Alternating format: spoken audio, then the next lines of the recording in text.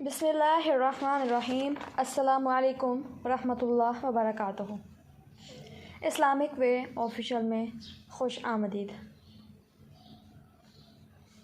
फ़ज़ाइल रमज़ान में एक और हदीस अल्हम्दुलिल्लाह हम आज पढ़ने जा रहे हैं। अल्लाह ताला ने हमें एक और हदीस को सीखने का शरफ़ अता किया है और मौका अता किया है ताकि हम उसके हबीब की ज़ुबान से निकली हुई चीज़ों को जान सकें।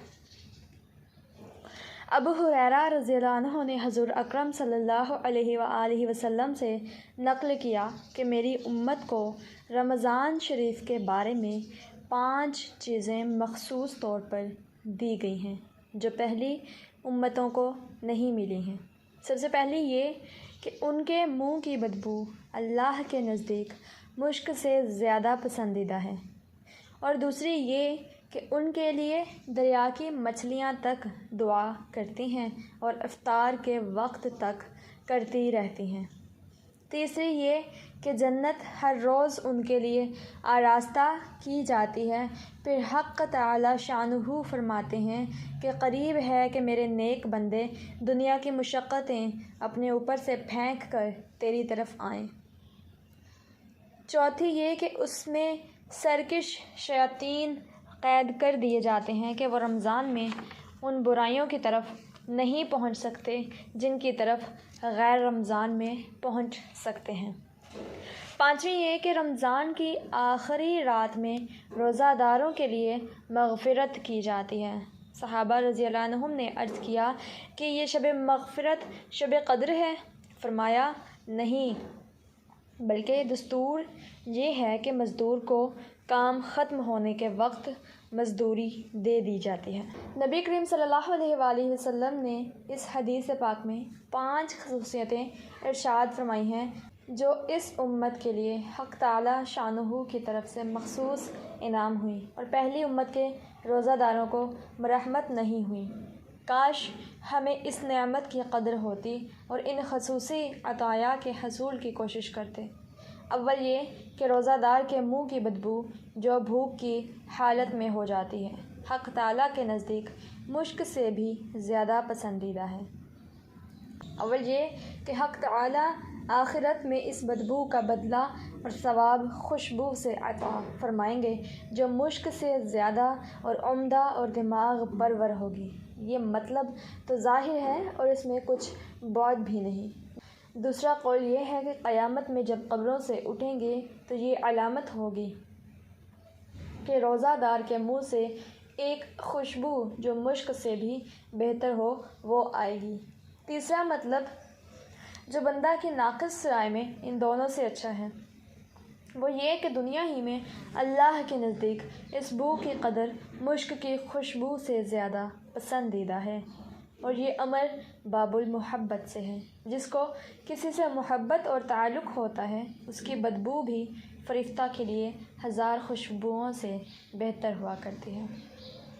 मकसूद रोज़ादार का कमाल तक़र्रुब है कि वह मंज़िली ही महबूब के बन जाता है। रोज़ा हक़ ताला की महबूब तरीन इबादतों में से है। इसी वजह से इरशाद है कि हर नेक अमल का बदला मलाइका देते हैं, मगर रोज़ा का बदला मैं ख़ुद अता करता हूँ, इसलिए कि वो खालिस मेरे लिए है। बाज़ मशाइख़ से मनक़ूल है कि ये लफ्ज़ उज्ज़ा बिही यानी ये कि इसके बदले में ख़ुद अपने को देता हूँ, और महबूब के मिलने से ज़्यादा ऊंचा बदला और क्या हो सकता है।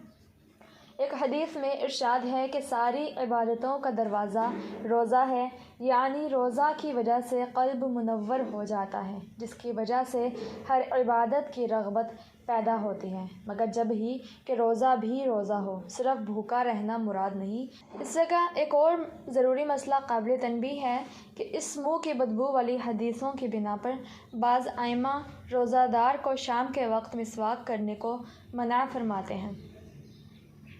मिसवाक हर वक्त मुस्तहब है, इसलिए कि मिसवाक से दांतों की बू ज़ाहिर होती है, और हदीस में जिस बू का ज़िक्र है वो मैदा के खाली होने की है, न कि दांतों की। दूसरी ख़ुसूसियत है कि मछलियों के इस्तग़फ़ार उसके लिए मख़सूस हो जाता है। इससे मक़सूद کثرت سے دعا کرنے والوں کا بیان ہے۔ متعدد روایات میں یہ مضمون وارد ہوا ہے۔ بعض روایات میں ہے کہ ملائکہ اس کے لیے استغفار کرتے ہیں۔ حضرت الیاس صاحب نور اللہ بیان کرتے ہیں کہ مچھلیوں کی خصوصیت بظاہر اس وجہ سے ہے کہ اللہ جل شانہ کا ارشاد ہے، ان الذین آمنوا وعملوا الصالحات سیجعل لهم الرحمن ودا۔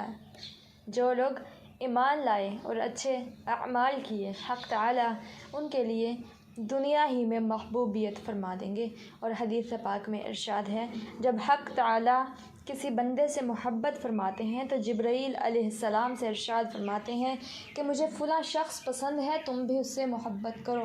وہ خود بھی محبت کرنے لگتے ہیں اور آسمان پر آواز دیتے ہیں کہ فلاں بندہ اللہ کا پسندیدہ ہے، تم سب اس سے محبت کرو۔ پس اس آسمان والے اس سے محبت کرتے ہیں اور پھر اس کے لیے زمین پر قبولیت رکھ دی جاتی ہے۔ اور عام قاعدہ کی بات ہے کہ ہر شخص کی محبت اس کے پاس رہنے والوں کو ہوتی ہے، لیکن اس کی محبت اتنی عام ہوتی ہے کہ آس پاس رہنے والوں ہی کو نہیں بلکہ دریا کے رہنے والے جانوروں کو بھی اس سے محبت ہوتی ہے کہ وہ بھی دعا کرتے ہیں، اور گویا بر سے متجاوز ہو کر بحر تک پہنچنا محبوبیت کی انتہا ہے۔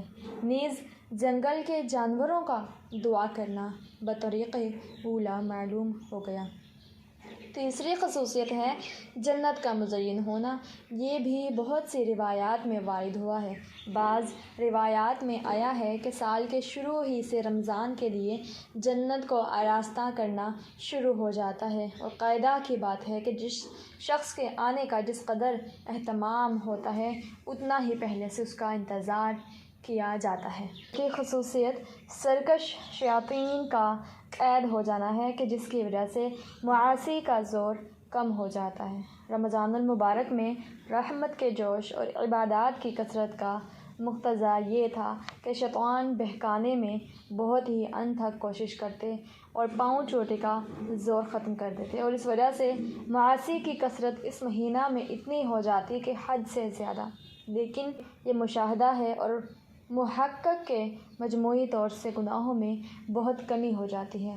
کتنے شرابی کبابی ایسے ہیں کہ رمضان میں خصوصیت سے نہیں پیتے، اور اسی طرح اور گناہوں میں بھی کھلی کمی ہو جاتی ہے، لیکن اس کے باوجود گناہ ضرور ہوتے ہیں، مگر ان کے سرزد ہونے سے حدیث پاک میں تو کوئی اشکال نہیں، اس لیے کہ اس کا مضمون ہی یہ ہے کہ سرکش شیاطین قید کر دیے جاتے ہیں۔ اس بنا پر اگر وہ گناہ غیر سرکشوں کا اثر ہو تو کچھ خلجان نہیں۔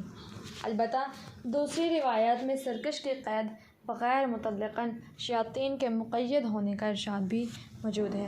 بس اگر ان روایات سے بھی سرکش شیاطین کا ہی قید ہونا مراد ہے کہ بسا اوقات لفظ مطلقاً بولا جاتا ہے مگر دوسری جگہ سے اس کی قیودات معلوم ہو جاتی ہیں، تب بھی کوئی اشکال نہیں رہا۔ البتہ اگر ان روایت سے سب شیاطین کا محبوس ہونا مراد ہو تب بھی ان معاصی کے صادر ہونے سے کچھ خلجان نہ ہونا چاہیے، اس لیے کہ اگرچہ معاصی عموماً شیاطین کے اثر سے ہوتے ہیں مگر سال بھر تک ان کے تلبس اور اختلاط اور زہریلے اثر کے جماؤ کی وجہ سے نفس ان کے ساتھ اس درجہ مانوس اور متاثر ہو جاتا ہے کہ وہی خیالات اپنی طبیعت بن جاتی ہے، اور یہی وجہ ہے کہ بغیر رمضان کے جن لوگوں سے گناہ زیادہ سرزد ہوتے ہیں رمضان میں بھی انہی سے زیادہ تر صدور ہوتا ہے، اور آدمی کا نفس چونکہ ساتھ رہتا ہے اسی لیے اس کا اثر۔ دوسری بات ایک اور بھی ہے، نبی کریم صلی اللہ علیہ وآلہ وسلم کا ارشاد ہے کہ جب آدمی کوئی گناہ کرتا ہے تو اس کے قلب میں ایک